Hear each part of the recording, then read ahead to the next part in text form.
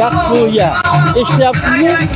Bizni bolaligimizdan mana shu Shalola folklor etnografik jamoasi tomonidan ijro etiladigan mana shu musiqa ohanglari bilan aytiladigan qo'shiq bizni quloqlarimizga singib ketgan.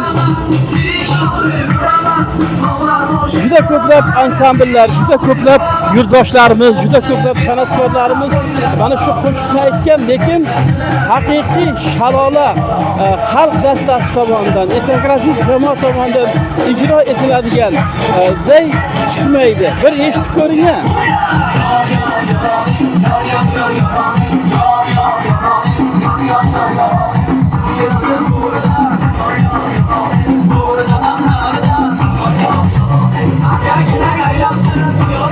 Ko'rdingizmi? Ularning har bir qochirimlari, har bir aytilayotgan qo'shiq, har bir mana shu yuraklarni yo'nbishga keltiradigan, qalblarga musiqa ohanglarini joylab qo'yadigan shunday qochirimlar, chiroyli bir aytishuvlar borki, bular haqida soatlab gapirsak arziydi.